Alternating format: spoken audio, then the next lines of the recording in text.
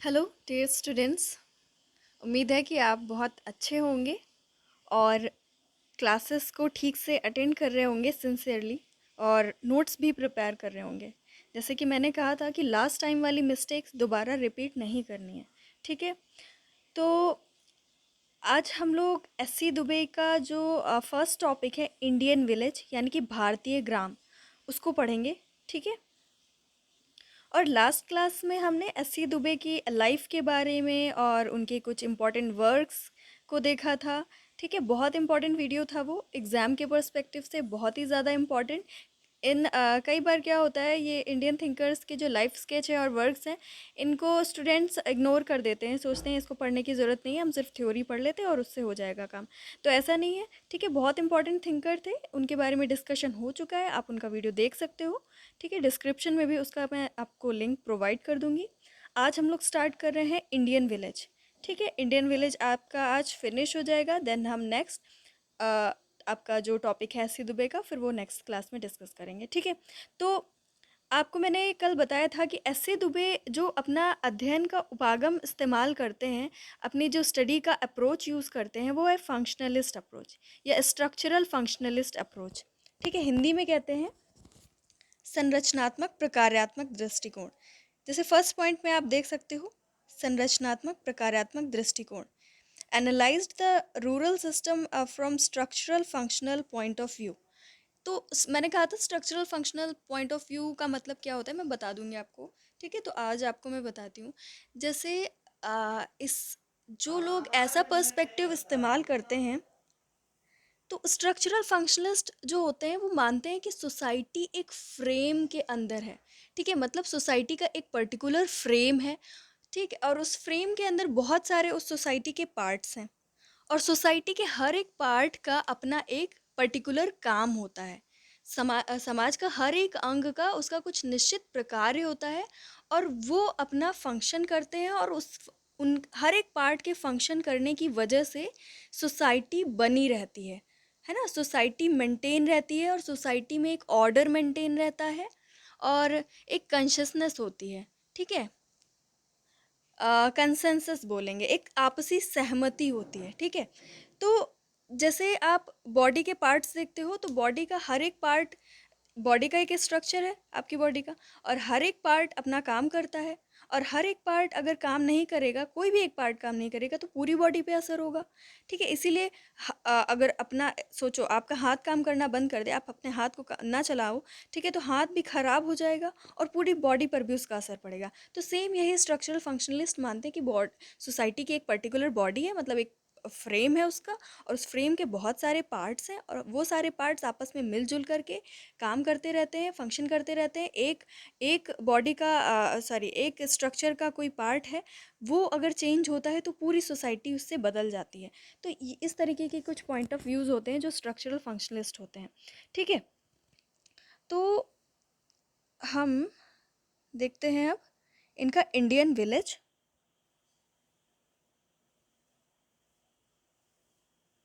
जो आपका Indian village है, इनका जो स्टडी है Indian village, the Indian village इनकी बुक का नाम है। ठीक है, उसी बुक में इन्होंने ये सारी चीज़ें बताई हैं, और वो किस गांव में है, किस गांव की स्टडी है, तो शमीरपेट गांव है। ठीक है, शमीरपेट गांव है,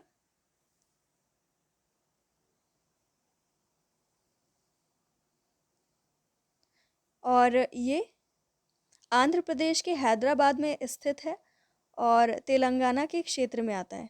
ठीक है, Shamirpet village is located in Hyderabad, Andhra Pradesh, falls in Telangana region. ठीक है, और इस गांव का एक इतिहास है कि ये 350 साल पुराना है, और आसपास के ग्रामीणों से इस गांव के लोगों का संबंध काफ़ी घनिष्ठ है।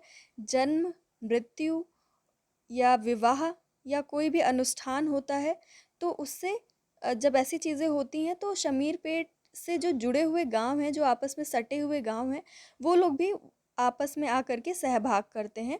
ठीक है, the village is around 350 years old, and the people of village have a very close relationship with surrounding villagers. People from the village engaged with Samirpet on the occasion of birth, death, marriage and various rituals interact with each other. ठीक है, सबका interaction आपस में, जो गांव है सटे, उनसे आपस में लोगों का इंटरेक्शन होता रहता है और ख़ास ओकेजन्स पे होता है। ठीक है, तो ये सारी चीज़ें हैं। और यहाँ पर एक बड़ी मुस्लिम आबादी भी रहती है शमीरपेट गांव के अंदर, और शमीरपेट गांव एक बहुत बड़े तालाब के किनारे बसा हुआ है। ठीक है, तो इस इतने बड़े गांव की स्टडी करने के लिए शमीरपेट ने क्या किया, 3 यूनिट्स में डिवाइड कर दिया सारी चीज़ों को। ठीक है, गांव की स्ट्रक्चर और कैरेक्टरिस्टिक्स, गांव की विशेषताएं और संरचना को समझने के लिए इन्होंने क्या किया, 3 यूनिट्स डिवाइड की। कौन कौन सी यूनिट्स डिवाइड की, 3 कौन कौन सी थी? सामाजिक संरचना, संगठनात्मक और न्यायिक संरचना और धार्मिक संरचना। ठीक है, इंग्लिश में social structure, organisational structure and judicial structure. Then third one is religious structure. तो इन सारे तीनों स्ट्रक्चर में उन्होंने क्या क्या चीज़ें फाइंड आउट की गांव में स्टडी कर करके। ठीक है, तो हर एक यूनिट के बारे में अब हम बात करेंगे एक एक करके। तो पहली यूनिट है इनकी सामाजिक संरचना या सोशल स्ट्रक्चर। ठीक है, सोशल स्ट्रक्चर। तो फर्स्ट पॉइंट आपका ये फर्स्ट यूनिट होगी शमीरपेट गांव की सामाजिक संरचना या सोशल स्ट्रक्चर ऑफ शमीरपेट। तो अब देखते हैं यहाँ का सोशल स्ट्रक्चर कैसा था, है ना, फ्रेम कैसा था। और बेटा इस वीडियो को लास्ट में ज़रूर देखिएगा, लास्ट में जो एनालिसिस किया है उसमें कुछ इंपॉर्टेंट पॉइंट्स बताए हुए हैं। तो जो लास्ट में पॉइंट्स हैं उनको ज़रूर आप मेंशन करिएगा कोई भी आंसर्स लिखते हो अगर आप। ठीक है, तो चलो हम लोग सोशल स्ट्रक्चर ऑफ शमीरपेट की बात करते हैं, गाँव की सामाजिक संरचना की बात कर लेते हैं। जैसे कि आप पूरे भारत में देखते हो वर्ण व्यवस्था पाई जाती है। ठीक है, और वर्ण में क्या है, 4 वर्ण आपके, हाँ 4 वर्णास पाए जाते हैं वर्णा सिस्टम में, ब्राह्मण, क्षत्रिय, वैश्य, शूद्र। ठीक है, ब्राह्मण, क्षत्रिय, वैश्य, शूद्र, ये तो पाए ही जाते हैं। ठीक है, लेकिन यहाँ पर क्या है, यहाँ पर आपको 5 वर्ण देखने को मिलेंगे लास्ट में, जो है ये 5वां वर्ण अंत्यज कास्ट्स। ठीक है, या अंत्यज जातियाँ, समझ गए, यहाँ पे 5 दिखता है स्ट्रक्चर में वर्णा सिस्टम के। और ये जो ब्राह्मण, क्षत्रिय, वैश्य, शूद्र तो समझते ही हो। ठीक है, अब ये जो अंत्यज जातियाँ होती हैं ये शूद्र से भी नीचे होती हैं, ये अनटचेबल्स होती हैं। ठीक है, इनको अछूत मानते हैं। ठीक है, जैसे जैसे आप इस तरीके की चीज़ें जानते जाओगे आपको बड़ी हंसी आएगी। ठीक है, इस तरीके की चीज़ें हमारे समाज में हैं, बड़ा दुख भी होता है और बड़ी हंसी भी आती है कि मतलब लोगों को इस तरीके से डिवाइड किया गया, और इतना डिवाइड कर दिया कि लास्ट में कुछ ऐसे लोगों को रख दिया है कि जिनको छूना भी नहीं है ना। आप लोग ज़रा सोच के देखो, जब ईश्वर ने हमें बनाते वक्त हमें सब कुछ दिया, हाथ पैर आँख नाक मुँह सबको इक्वली दिया, तो हम लोग कौन होते हैं इस तरीके के डिविजन्स बनाने वाले, और ईश्वर का नाम लेते हैं और और कहते हैं कि जो शूद्र होते हैं वो ब्रह्मा के पैर से उनका जन्म हुआ है, और जो ब्राह्मण्स हैं उनका सिर से, मुंह से जन्म हुआ है, मुख से। तो मतलब ब्रह्मा से ही सब कुछ जन्म है, उन्होंने ये तो बता दिया सबका जन्म ब्रह्मा से ही हुआ है।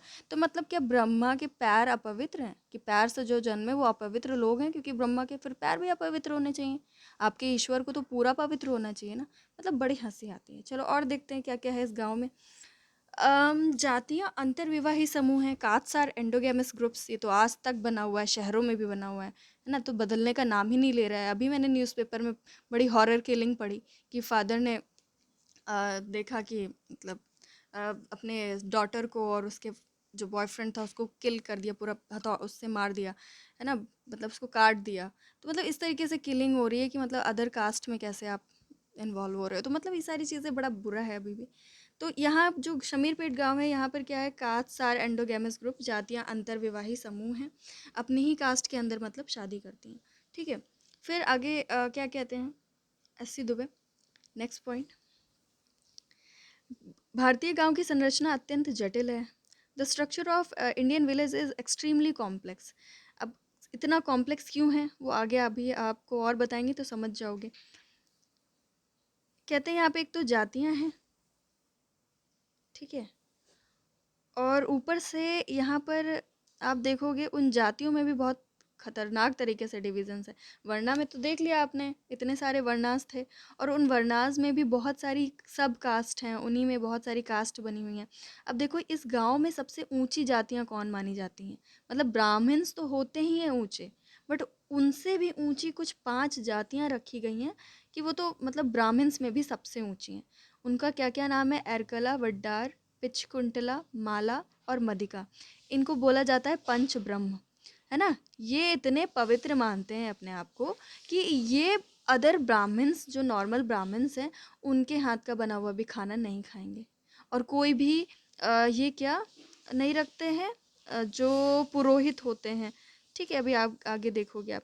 और यहाँ पे क्या है, इस गांव में आप देखोगे पितृसत्तात्मक या पुत्रवंशीय पारिवारिक संरचना पाई जाती है। ठीक है, यहाँ पे पैट्रियार्कल फैमिली और डायनेस्टिक फैमिली स्ट्रक्चर आपको देखने को मिलता है। और यहाँ पे संयुक्त परिवार चलते थे। ठीक है, मतलब न्यूक्लियर फैमिली नहीं थी, जॉइंट फैमिलीज थी। तो इस तरीके की कुछ स्ट्रक्चर है गांव का। और क्या है, जैसे कि अभी मैंने आपको बताया, पंच ब्रह्म जो जातियां हैं, जैसे अभी आपको ऊपर बताया था नेम 5 कास्ट के, जो वो जातियां ब्राह्मणों के हाथ का बना हुआ भोजन भी नहीं स्वीकार करते थे और ब्राह्मणों और पुरोहितों की कोई सेवा भी नहीं लेते थे, मतलब उनसे वो बहुत कम कांटेक्ट रखते होंगे। The Panchbrahma caste did not accept the handmade food of other Brahmins and do not even take the services of Brahmins and priests. ठीक है, तो इस तरीके से आप लोगों ने देख लिया। और आपको संयुक्त परिवार या जॉइंट फैमिली के बारे में तो पता ही होगा। यहाँ पे मुखिया का नियंत्रण होता है एक परिवार में। ठीक है, एक मुखिया होता है परिवार में, लोग सभी लोग उसकी बात मानते हैं। और मुखिया का ये कर्तव्य होता है कि वो कोई भी भेदभाव ना करे घर के किसी भी सदस्य में, और आपस में एकता बनाए रखे। ठीक है, इंटीग्रेशन रखे एक फैमिली के अंदर। और अगर मान लो मुखिया किसी के साथ भेदभाव करता है तो उसकी कंप्लेन पंचायत में की जा सकती है और पंचायत उसको दंड भी देगा, क्योंकि उसने भेदभाव किया है। ठीक है, डिस्क्रिमिनेशन किया है फैमिली के अंदर। और ऑब्वियस सी बात है, जब यहाँ पे पैट्रियार्कल फैमिली है तो आप खुद दिमाग लगा लो, यहाँ पे स्त्रियों की तो बिल्कुल नहीं चलती होगी। वही भाइयों बेटों में अगर कोई डिस्क्रिमिनेशन होता होगा तो जाता होगा पंचायत के पास, वरना स्त्रियों की तो वैल्यू नहीं होती होगी, क्योंकि यहाँ पर क्या लिखा हुआ है, पैट्रियार्कल फैमिली है, एस.सी. दुबे जी बताते हैं। ठीक है, तो अब हम नेक्स्ट पे आते हैं इनकी संगठनात्मक और न्यायिक संरचना पे। शमीरपेट की संगठनात्मक और न्यायिक संरचना, organisational and judicial structure of Shamirpet. कई बार हम लोग सोचते हैं कि ये सारी चीज़ें तो गांव की ही हैं, गांव, हम लोग तो शहर के हैं, तो ऐसा यहाँ पे कुछ भी नहीं है। लेकिन आप सोचो, गांव ही हैं जो डेवलप होकर के शहर बन रहे हैं। तो ऐसा नहीं है कि शहर में रहने वाले लोग बहुत डिफरेंट हैं और गांव में रहने वाले एलियन हैं। हम ही लोग हैं जो हमारी पीढ़ियाँ, है ना, पुरानी पीढ़ियाँ थोड़ा सा डेवलप हुई, मतलब थोड़े नए माहौल में रहीं।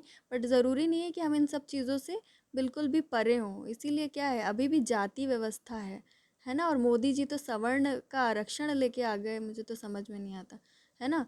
सवर्ण मतलब ऊंची जाति का आरक्षण, वो अभी भी बनाए रखना चाहते हैं कास्ट को, इसका मतलब, है ना।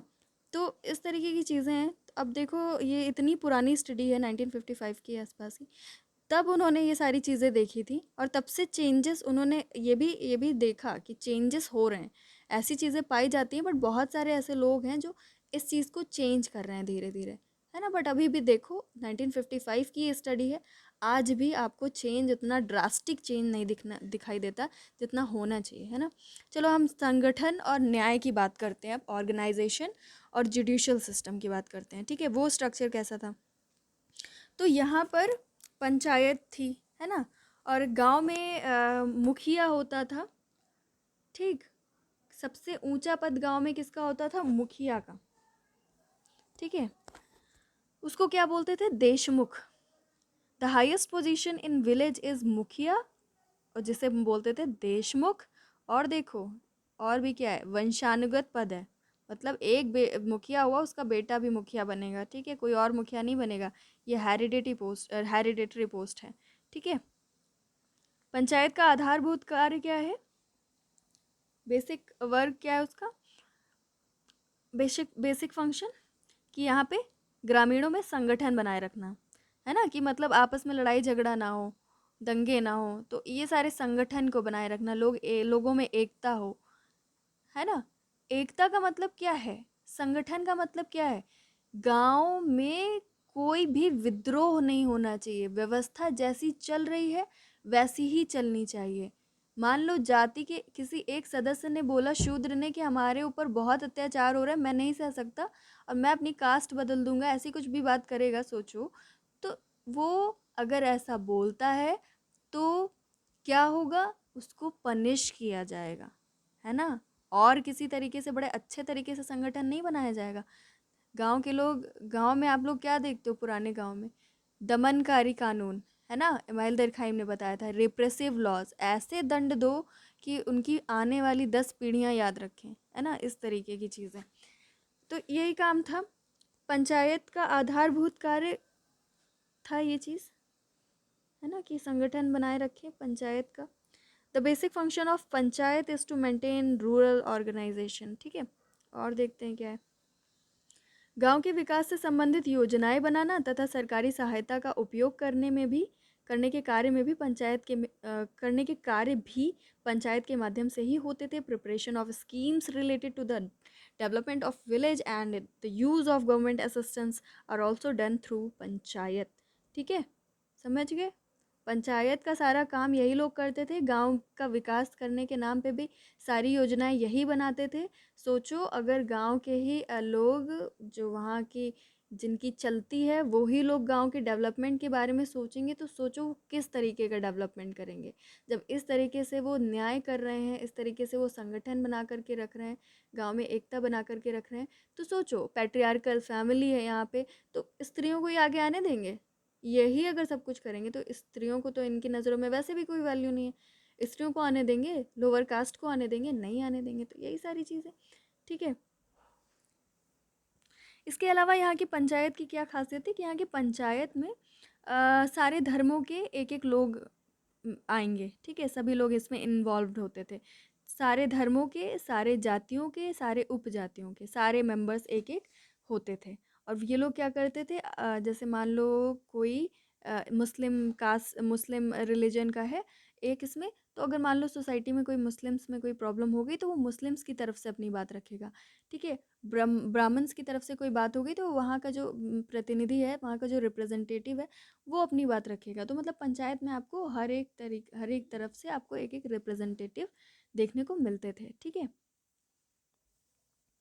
इसके अलावा यहाँ पे अलग अलग जाति पंचायत भी मिलती थी। जैसे कि एक जाति के लोग बहुत ज़्यादा हैं तो वो क्या करेंगे, इस ये शमीरपेट के लोग बहुत ज़्यादा हैं, एक जाति के, एक्स जाति है मान लो, तो वो दूसरी गांव के एक्स जातियाँ वहाँ की भी ले लो, फिर वाई जेड, हर जगह की जो एक्स एक्स जातियाँ हैं, मतलब हर जगह की सेम जातियाँ मिल करके अपनी एक पंचायत, वो लोग अपनी एक डिफरेंट पंचायत भी बना लेते थे, है ना? एक तरीके से वो लोग अपना अलग अलग संगठन बना लेते थे, जाति से रिलेटेड, धर्म से रिलेटेड, ठीक है? तो इस तरीके के आपको संगठन यानी कि ऑर्गेनाइजेशंस भी देखने को मिलेंगे। तो ये सारी कुछ चीज़ें थी। और यहाँ पर अगर मान लो पंचायत क्या काम करती थी, कोई भी रीति रिवाज, नियम कानून आपने तोड़ा, अगर आपने अपनी कास्ट के बाहर शादी कर ली, है ना, या फिर कोई भी रूल है, आपने आपको पता है कि किससे आपको कांटेक्ट करना है सोसाइटी में, किससे सामाजिक संपर्क रखना है, किस जाति के पास जाना है, किसे छूना है, किसके घर के बाहर से गुजरना है ना, कैसा आपको व्यवसाय करना है, आप इस जाति के हो तो आपको कैसा ऑक्यूपेशन चूज़ करना है। अगर इस तरीके के कोई भी आपने रूल तोड़े तो पंचायत आपको दंड देगी। आपको रूल नहीं तोड़ना है, पंचायत ऐसे ही काम करती थी, ठीक है? अब आती है धर्म की बात। धर्म, शमीरपेट गांव की धार्मिक संरचना, ये religious structure of village of Shamirpet, ठीक है? तो यहाँ पे धार्मिक संरचना तो देखोगे आप, बड़ी बड़ी कॉम्प्लेक्स है। सोचो एससी दुबे ने कैसे, कितना टाइम लगा करके इस पे स्टडी की होगी, ठीक है? बहुत, पूरे विश्व, पूरे अपने देश में, भारत देश में जैसी धार्मिक संरचना, जैसे धर्म के बारे में चीज़ें मिलती हैं, यहाँ पर सेम टू सेम वैसी चीज़ें नहीं हैं, बहुत अलग अलग चीज़ें आपको देखने को मिलेंगी। एजम्पशंस या मान्यताएं, जैसा कि हमने कहा ना, जैसे धार्मिक ग्रंथों में चीज़ें लिखी हैं, है ना, जैसी बातें बताई गई हैं धर्मशास्त्रों में, रिलीजियस बुक्स में, वैसा यहाँ नहीं है। यहाँ के लोगों ने अपने प्रैक्टिकल अलग रिलीजन बना करके रखा है। व्यवहारिक धर्म इनका अलग है, ये अलग विश्वास, भावनाएं और रीति रिवाज, कर्मकांड, ये सब करते हैं, इनका डिफरेंट है, ठीक है? यहाँ पे बहुत सारी ऐसी कथाएं हैं, बहुत सारे मिथ्स हैं, बहुत सारी कहावतें हैं, ठीक है? और बहुत सारे ऐसे उपदेश हैं, बहुत सारी लोक रीतियाँ हैं, मोर्स हैं, ठीक है? यहाँ पे है इनके अलग, और बहुत सारे जादुई विश्वास हैं कि कुछ लोग जादू तंत्र, है ना, प्रेत आत्मा, इन सारी चीज़ों पे ये लोग बिलीव करते हैं। ठीक, तो इसीलिए इतनी सारी डाइवर्सिटीज़ हैं इसी गांव के एक एक गांव के अंदर। तो अस्सी दुबे ने कहा कि बड़ा मुश्किल था यहाँ पर काम करना। ठीक है, धर्म की सामाजिक संरचना तो बड़ी मुश्किल थी। गांव के अगर बिलीफ्स की बात करें, सेकंड पॉइंट आप देख रहे हो विश्वास या बिलीफ्स, तो बिलीफ्स भी बड़े डिफरेंट डिफरेंट थे। कुछ ऐसे बिलीफ्स थे जो सिर्फ कास्ट से रिलेटेड थे, जो कास्ट ग्रुप बिलीव करती थी। मान लो कोई शूद्र है, कोई मतलब अलग अलग कास्ट है ना, तो वो लोग अपना अलग अलग उनके विश्वास थे। कोई ऐसे ऐसे बिलीफ्स थे जिनको पूरा गांव मानता था, है ना।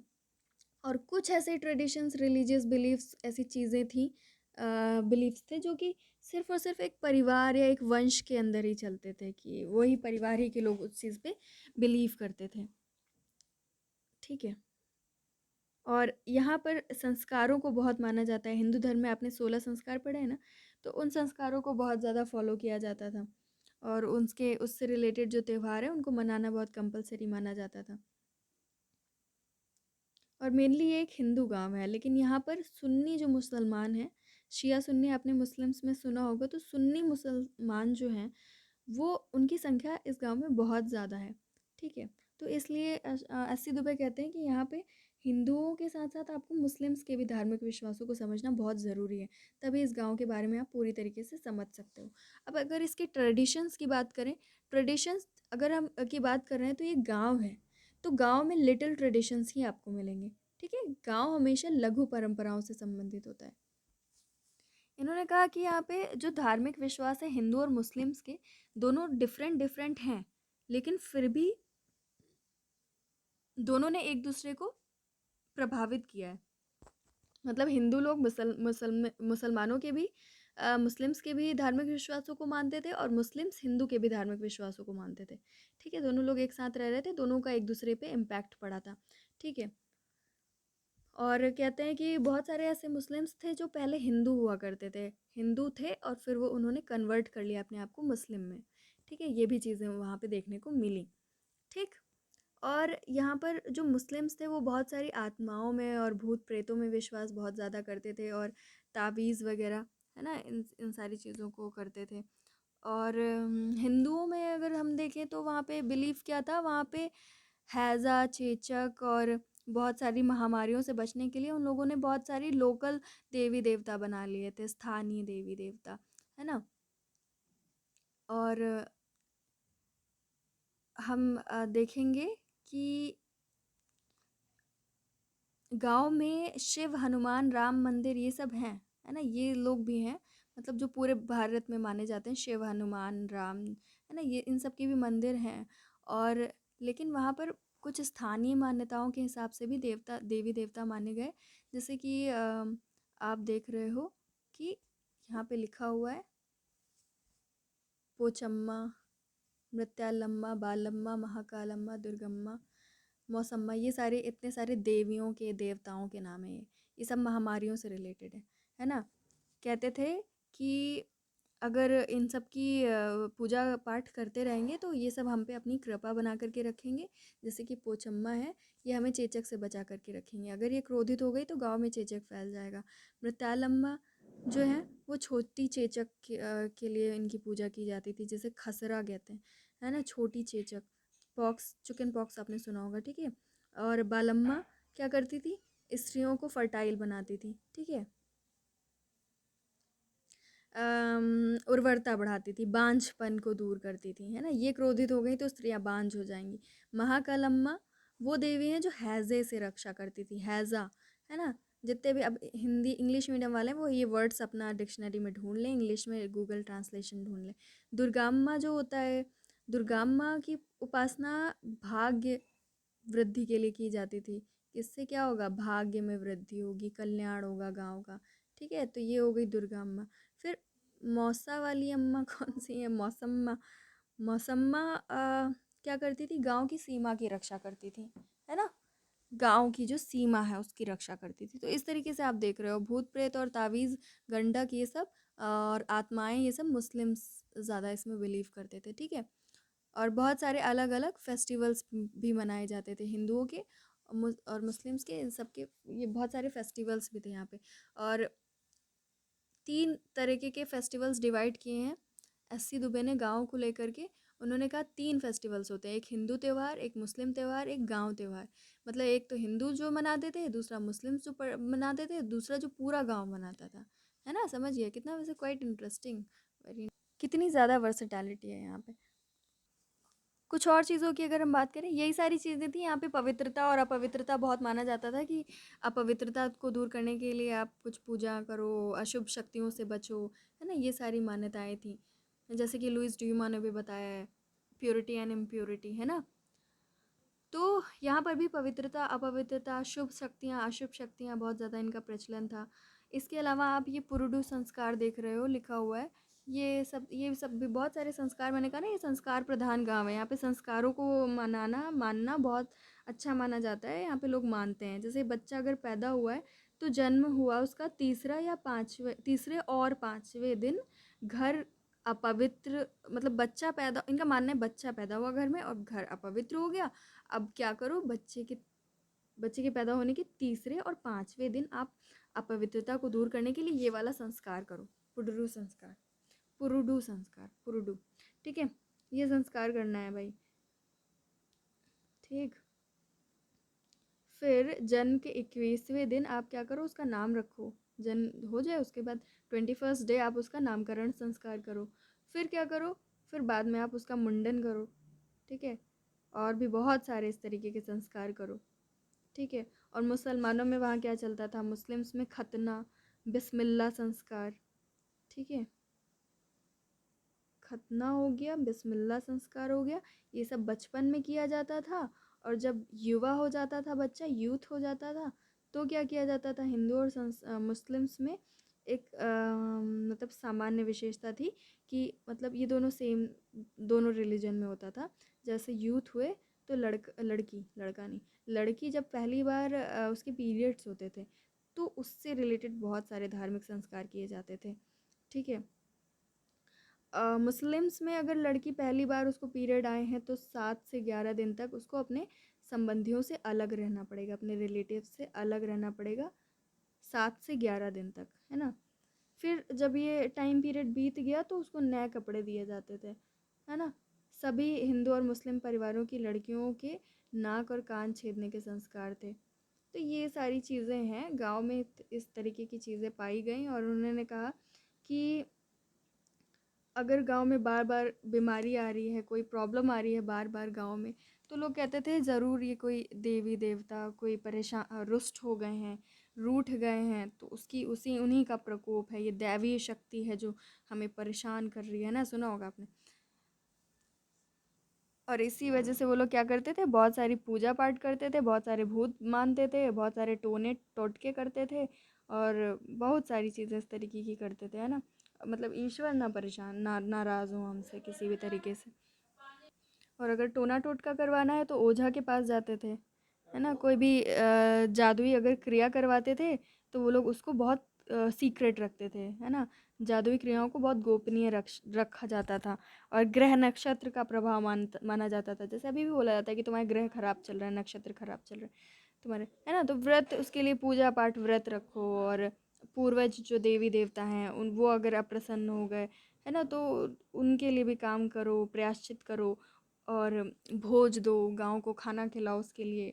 तो इस तरीके से शमीर पेट के अध्ययन में देखा गया कि जिन भूत प्रेत पे विश्वास किया जाता था उसकी संख्या कितनी थी, 40 से भी ज़्यादा। ऐसी स्टडी की जाती है गांव की, यही सारी चीज़ें स्टडी की जाती है ना। और फिर ओवरऑल उन्होंने देखा 40 से भी ज़्यादा हैं। और गांव में सबसे ज़्यादा डर किस भूत का पाया जाता है, रेड्डी का भूत, REDDI, रेड्डी का भूत। ठीक है, वो कहते थे एस सी दुबे ने कहा कि वहाँ जो गांव का पूर्वी भाग है, ईस्टर्न जो पार्ट है, वहाँ पर इसका बहुत ज़्यादा प्रकोप था, क्योंकि वो सोचते थे कि वो वहीं रहता है और उससे बहुत ज़्यादा डरते थे वो लोग। तो इस तरीके की स्टडी देख करके आप समझ सकते हो ना कि मैंने फर्स्ट वीडियो में क्यों कहा था कि ये बहुत ही डीप और डिटेल्ड स्टडी है, और पहली ऐसी डीप और डिटेल्ड स्टडी है।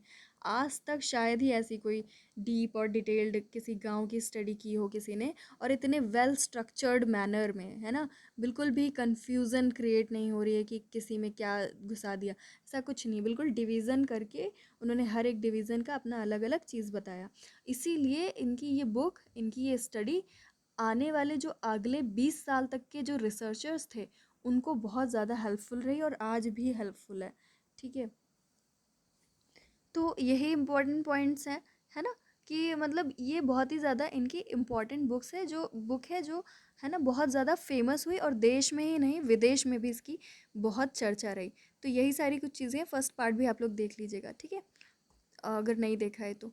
और इसका नोट ज़रूर बना लीजिएगा, कल हम लोग इनका ट्रेडिशन पढ़ेंगे, ठीक है। चलिए आज के लिए इतना ही, तब तक अपना ख्याल रखिए।